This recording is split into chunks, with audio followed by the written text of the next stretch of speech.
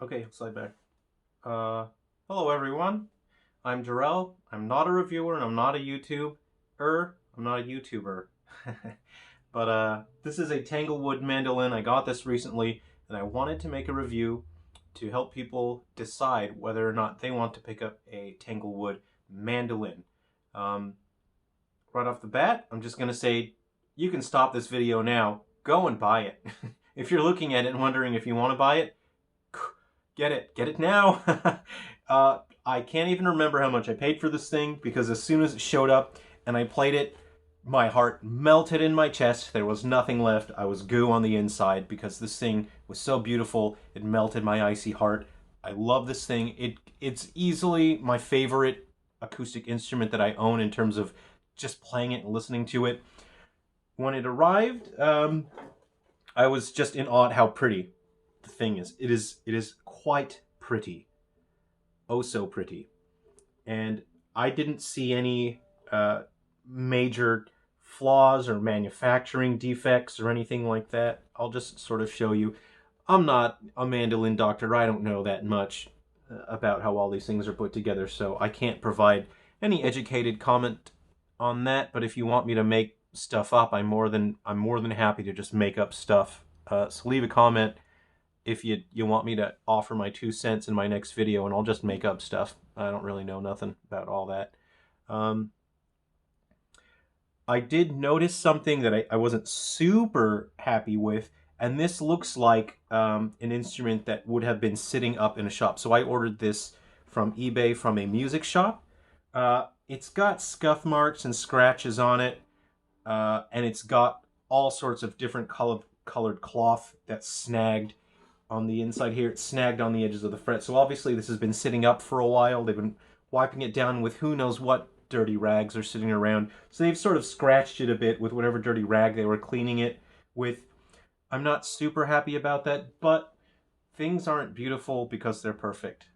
They're beautiful because they are not perfect and we love them anyway. And I love this thing. Uh, I am absolutely certain I will be playing it for years. So there are a number of setup videos that you can watch online. There are a number of guides, people giving advice over forums on how to properly set this up. You're not going to take this out of a box, play it, and get the absolute best sound and performance out of it. That's not how it works. You have to put in a fair bit of work. I had to sand down the bridge to fit the body better. You can see it's this arched top, and the bridge didn't fit perfectly. There were gaps. You could see daylight through it. If you can slide a paper through any part of it, it's not transmitting sound down onto the face of the instrument. You're losing tonality and sound. So I probably spent half an hour to 45 minutes very carefully sanding the bottom of that. I removed the saddle. It was very high. And I used a sanding block, and I was holding it and just sanded it down. I spent maybe around 20 minutes on that because you don't want to take off too much. If your action is too low, you're going to buzz, and then you can't do anything to fix that other than get a new saddle. You could jam stuff under there, but then you're going to lose the quality of your tonality and your timbre. It's not going to sound good. It's going to be a disaster. So I grew up with a terrible mandolin.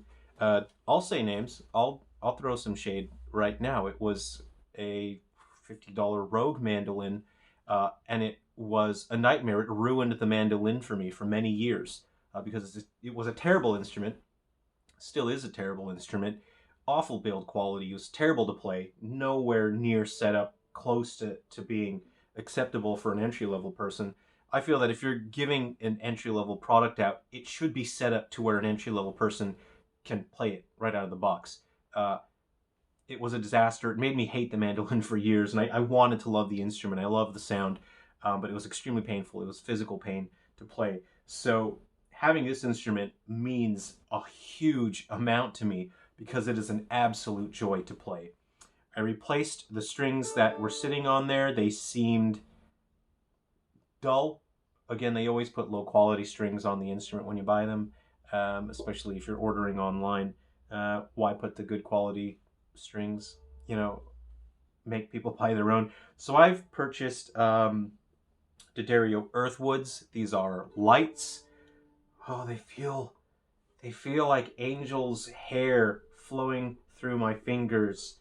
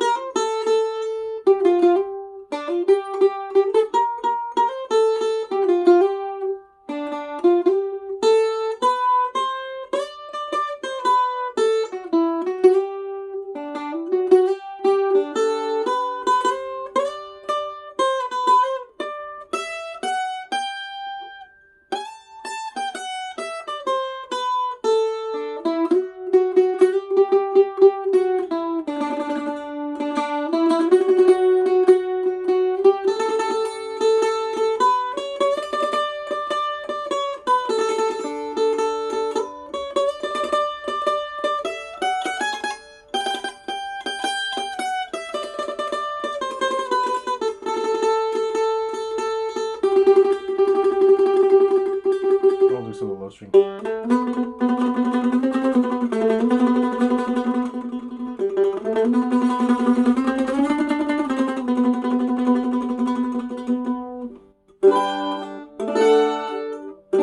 So I'm not a great mandolin player. There's like 12 years that I need to catch up on because I was quite resentful of how painful my crappy mandolin was to play, and this is a joy. So I'm playing this a lot. I don't know how to play anything off the top of my head. The way I use these instruments is I practice and I play them, and I generally record music. So I will write a part on an instrument for music that I'm composing, and then I'll forget it after that. I forget the music that I write because I've got more music to write.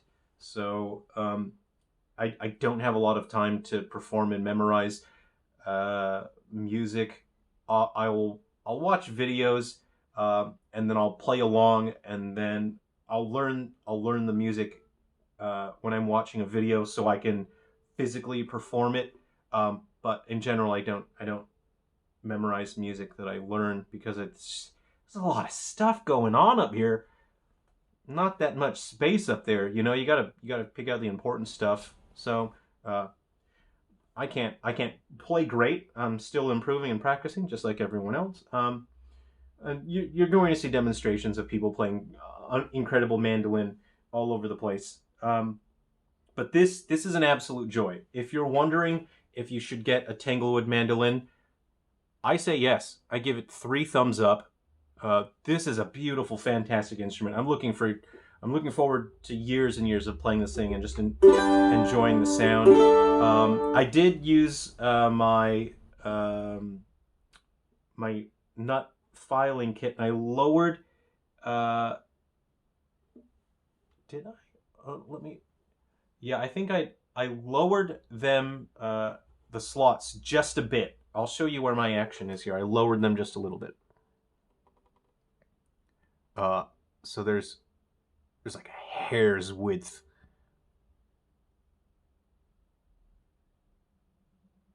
And then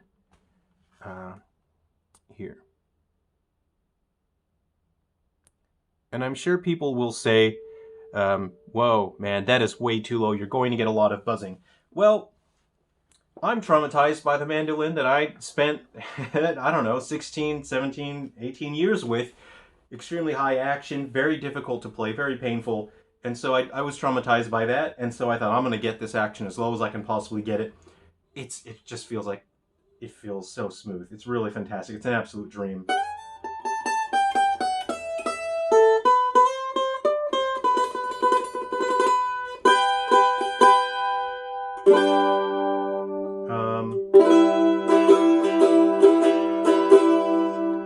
It's a beautiful instrument to listen to and to play.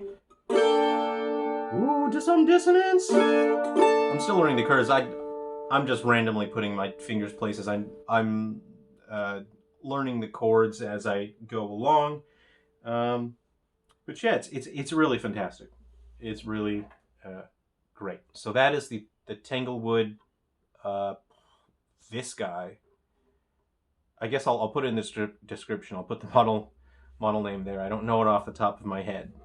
There's the thing on the back. I don't know what that's good for, if that's useful for anything.